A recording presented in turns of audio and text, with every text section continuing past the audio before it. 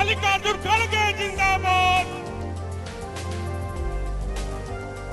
साथियों, अब आपके बीच बाघमारा के लोकप्रिय नेता और कांग्रेस पार्टी के उम्मीदवार आदरणीय जलेश्वर महतो जी से आग्रह है कि आए और अपने ओजस्वी भाषण से आपको अवगत कराए। जलेश्वर महतो जी। उपस्थित साथियों, जरा शांति बना के रखिए। आपके बीच में लोकप्रिय नेता हमारे कांग्रेस के राहुल गांधी जी आए हुए हैं बाघमारा की धरती में। बाघमारा के लोगों को गर्व होना चाहिए। यह सौभाग्य मिला है बाघमारा की धरती में, माटीगाड़ा की जमीन में। इस कार्यक्रम में हमारे मीर साहब आए हुए हैं, प्रदेश अध्यक्ष आए हुए हैं, धनबाद के उम्मीदवार आए हुए हैं और सभी गण्यमान्य साथी हैं। और आपकी उपस्थिति जो है उसको मैं सलाम करता हूं। आप सुबह से ही जिस ढंग से ताकत दिखाने का काम किए हैं, इस सिलसिलाती धूप में भी आप बैठे हुए हैं, इसलिए आपको मैं सलाम करता हूं। मित्रों, ये बाघमारा की धरती है और बाघमारा की धरती में BCCL का 70% कोयला का खदान है। यहाँ रोजगार की कमी नहीं है। श्रीमती इंदिरा गांधी ने नेशनलाइजेशन एक्ट लाया था और यहाँ के गांव से लेकर मजदूरों को रोजगार मिला था। देश के कोने कोने से लोग यहाँ का रोजी रोजगार कर रहे थे। सबको सम्मान मिला, अधिकार मिला, पहचान मिला और साथ ही साथ सबको अस्थायी रोजगार मिला। आज जब भारतीय जनता पार्टी की सरकार बनी है केंद्र में, उल्टा हो रहा है। कोयला का खदान निजीकरण, सब आउटसोर्सिंग में जा रहा है। स्टील प्लांट निजीकरण और जितने उपकरण थी सरकार की, सारा का सारा चला गया आउटसोर्स में। आउटसोर्स में चला जाने से क्या हो रहा है कि बाघमारा में पलायन की स्थिति जो बनी हुई है, यहाँ के बच्चे जो पलायन कर रहे हैं। अभी कल ही एक लाश आया है कांडरा में, एक हफ्ता पहले एक लाश आया है बच्चे का। रोजगार के तलाश में भटक रहे हैं, बाहर में मर रहे हैं। क्या झारखंड इसी के लिए बना था?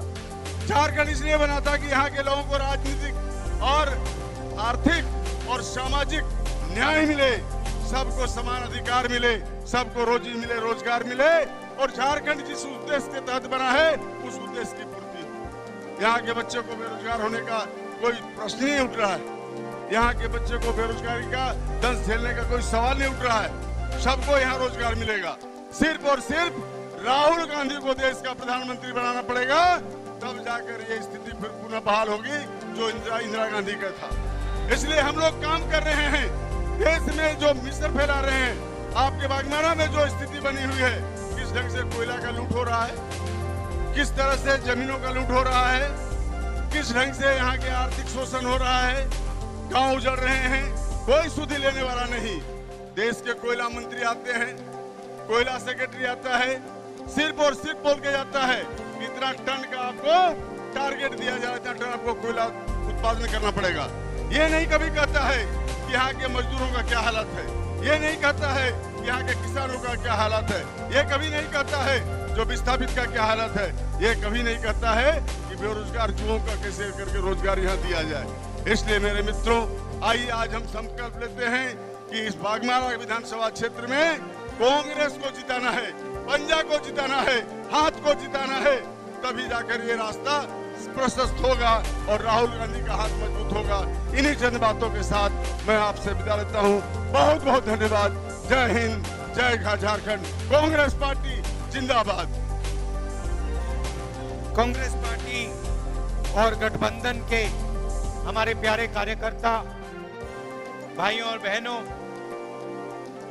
आप सबका यहाँ बहुत बहुत स्वागत। आप दूर दूर से आए, हमारी बात सुनने आए, इसके लिए आपको मैं दिल से धन्यवाद करता हूं।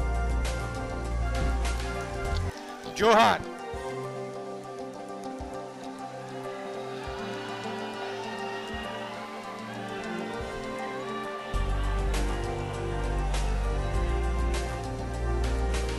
यहाँ भीड़ में बहुत सारे युवा आए हैं। 50% यहां महिलाएं आई हैं।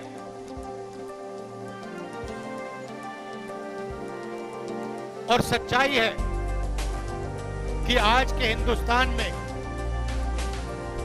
अगर कोई लोग दुखी है तो वो देश के युवा दुखी हैं बेरोजगारी के कारण, और देश की महिलाएं दुखी हैं महंगाई के कारण। बोझ आपको उठाना पड़ता है। मोदी जी बड़े बड़े भाषण करते हैं,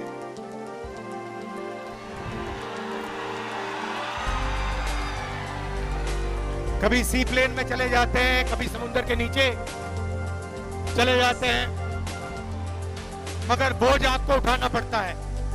जब पेट्रोल का दाम बढ़ता है, डीजल का दाम बढ़ता है, महंगाई बढ़ती है, तो असली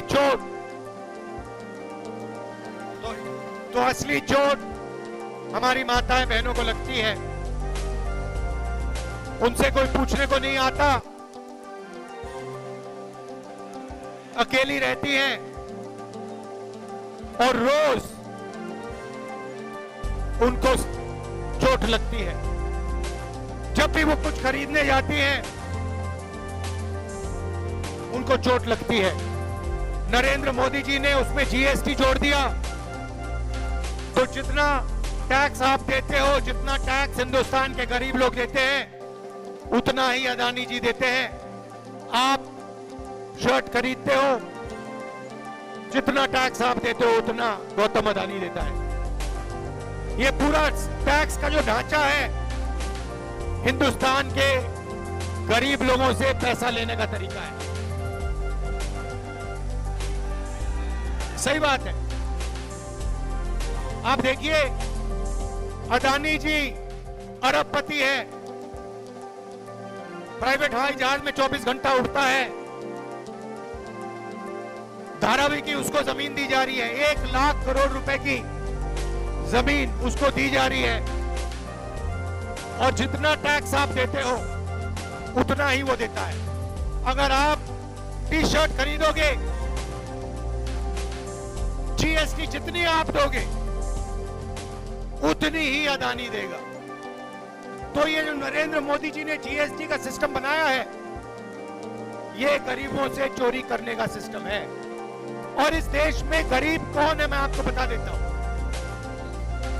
8% आदिवासी, 15% दलित, 50% पिछड़े वर्ग के लोग, 15% अल्पसंख्यक माइनॉरिटी के लोग।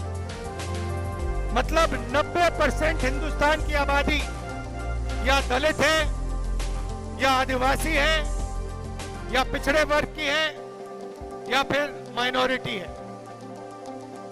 मगर अगर आप देखें, हिंदुस्तान की संस्थाओं को देखें,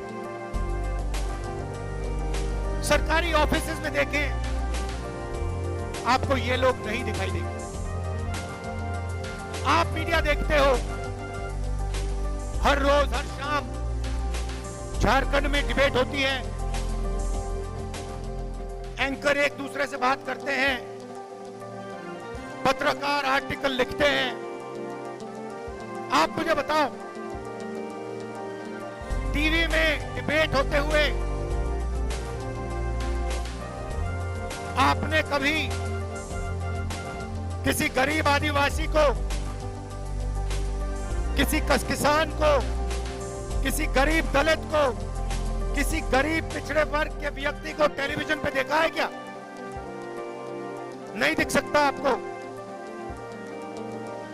आपको कभी आपने नरेंद्र मोदी जी को किसान से गले मिलते हुए देखा है? ना।